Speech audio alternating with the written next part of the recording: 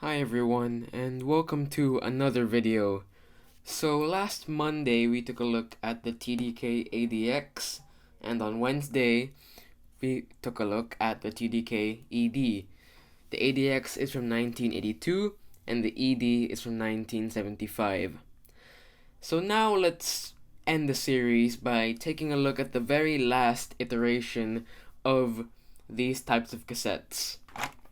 The TDK AR.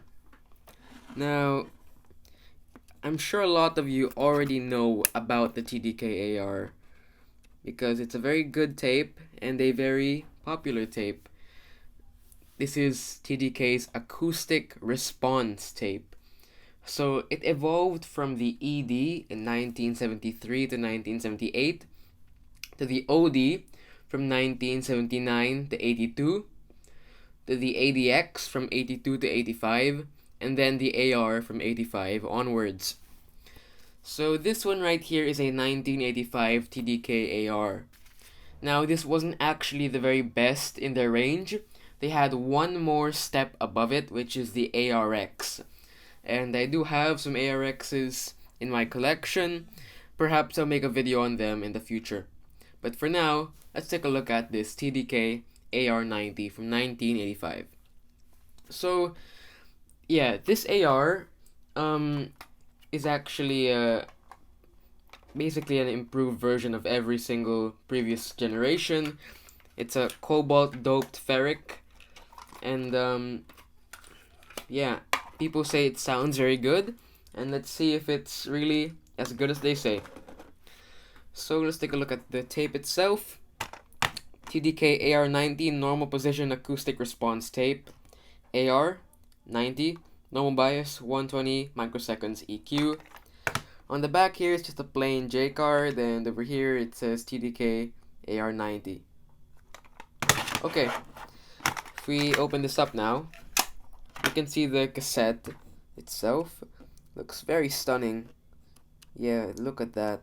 Very shiny label down there, and it comes provided with its own two stickers already. And I know it's provided there because if you take a look at the case, there are still 4 stickers completely intact. So it's either it came with the stickers or those stickers are from a different AR. I'm not really sure. Anyway, if we look at the J card, it's much more plain than the previous ones. There is, yeah. It looks very nice in that black, TDK AR90. Black and blue, very nice. Over here, again, quite plain. Basically the same thing as the other ones. It's for your recording memorandum and whatnot. Yeah, daytime mono stereo, NR in or out. Yeah, it's just the normal stuff. And the thing that you're supposed to rip out, well, I can't really find it.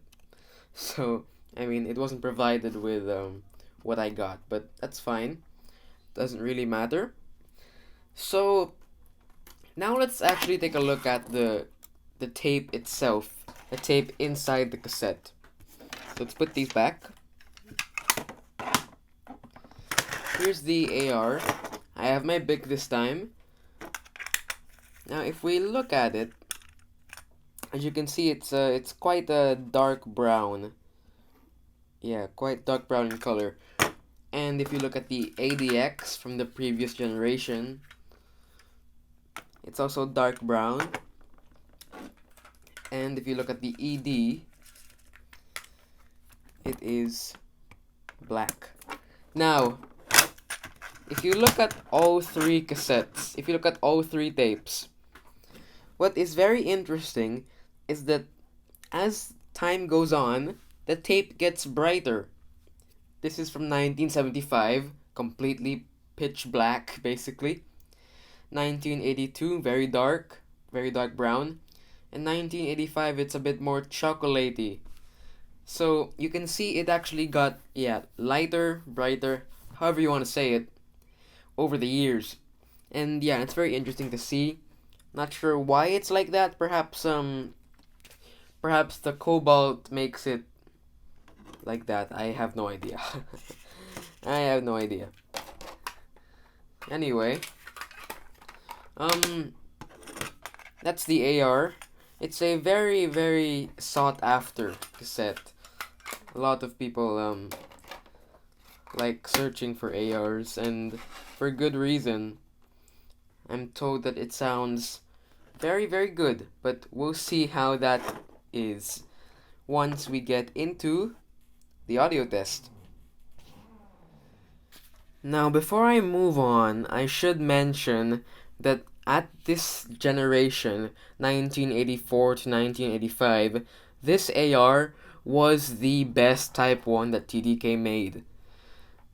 The ARX was only made in the 1985 to 86 generation, and that it was made in every generation after that until around 1995, according to vintagecassettes.com. Now, this AR actually uses what are known as NP avalon particles. Now, you should know the word avalon if you're into cassettes, because there is a certain cassette called the TDK SA. You may have heard of it, one of the best-selling cassettes of all time. It uses super avalon particles, and super avalon is what SA means. So my guess is this AR uses the same type of particles, or at least a very similar one, but it's just biased to type 1, and the SA is biased to type 2. I guess this because Maxell uses a very similar thing with its XL1 and XL2. Both cassettes use Maxell's epitaxial particles, but the XL1 is biased to type 1, and the XL2 is biased to type 2. So there you have it. That's the AR, the SA, the XL1, and the XL2. Maybe I'll take a look at those other 3 cassettes in the future, but for now, let's do an audio test of this 1984 TDK AR. Welcome to the audio test portion, and you may have noticed that there is a different deck on the screen. What is that? Well, that's my Sony TCK55. Now, there are 2 main reasons why I don't use this so often in my videos. I've never used it in my videos. Number 1 is it's so tall in my setup, so high up, that in order to reach an angle like this, I have to put my tripod on top of a box. And I don't really want to risk my camera falling so much. So, yeah, I hope you understand that. And number 2, when recording, it seems to have a bit of a problem, because on basically every tape I tried, it overdrives, it distorts at around 0 or +1, and the levels in here on the dial, when recording, I have to set the left channel 1 digit lower than the right, so that when it's done recording, the channels will be balanced. I'm not sure why it's like that, but whatever it is, it doesn't really bother me. The one that bothers me more is the tripod. So this is the first time I'm trying this out. I hope you like it. And on Monday, I will be doing a side-by-side comparison of my Victor KDA66 and my Sony TCK55, which is the one right here. So in that video, I'll be doing 4 combinations: recorded and played back on the Victor, recorded and played back on the Sony, recorded on the Victor and played back on the Sony, and recorded on the Sony and played back on the Victor. And then you, the viewers, will decide on which one I will be using in all of my future videos. So stay tuned for that. And for now, I'll be using this K55 for this particular test. Now, our track that we'll be using, it's from the YouTube audio library by Nat Keefe and Beat Mower. It's called Thinking About the Universe. It's a very simple track, and it's quite short, about 2 minutes and a half. So I'm going to set up my Tascam, and we'll begin the recording. So yeah, let's do that.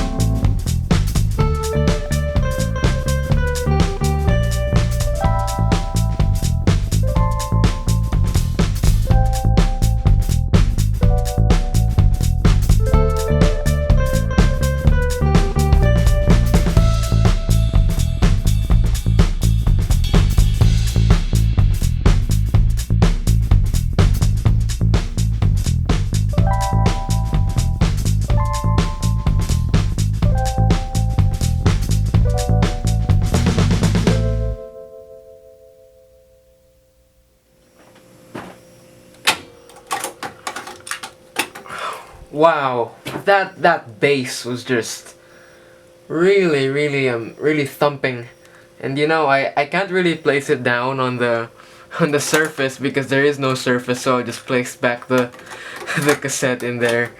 But yeah, that sounded really good. All of the bass and the treble was really captured very well.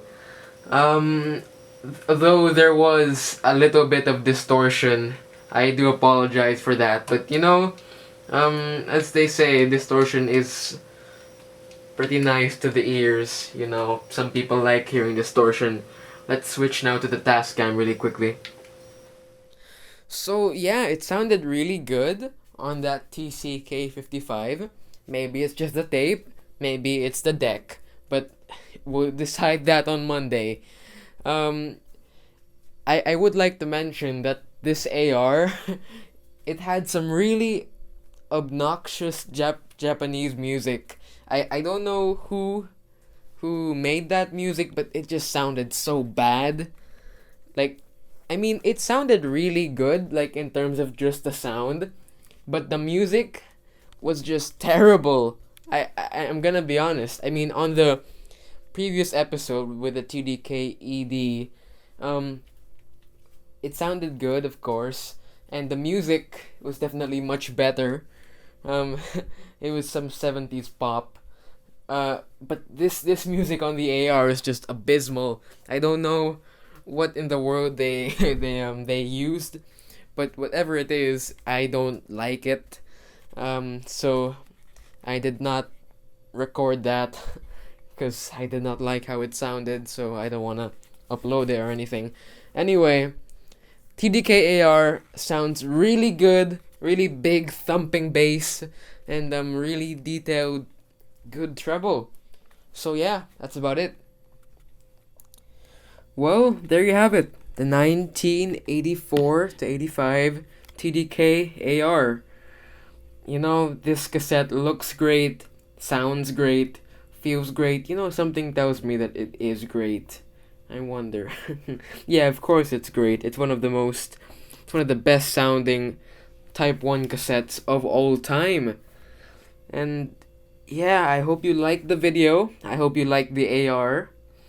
And stay tuned for my next videos. Next week on Monday, as I mentioned, I'm going to be doing the comparison. On Tuesday, I'm going to be doing another Kasparov chess video, the long-awaited Kasparov chess video, where I played 10 more Grandmasters and International Masters, one of which being Garry Kasparov himself. Yeah, the legend, the man, the myth, the legend himself, Garry Kasparov. I played him last August, and it was just pretty surreal. Like, great. It was great meeting that, like, you know, playing that game. I will say it was one of my worst games of my life. I had a terrible performance. My position just crumbled very quickly, but I lasted like 20 something moves, 25 moves. So yeah, I'm still happy I played him, very happy. Anyway, that's about it for the video. Let me know what you think in the comments, I guess. I don't know. I'm not really that kind of YouTuber, but yeah, I boost engagement, I guess, by liking, commenting, and subscribing. And you can check out a playlist of my other cassette videos up here. And I got this AR along with my ADX and my ED from a lot in Japan. Yeah, they're from a big package that I've recently opened from Japan. You may want to take a look at that. Yeah, thank you for watching. My video on the Japan packages, it should be right here on the side now. Thank you very much for watching. And I hope to see you in the next video. Yeah, goodbye.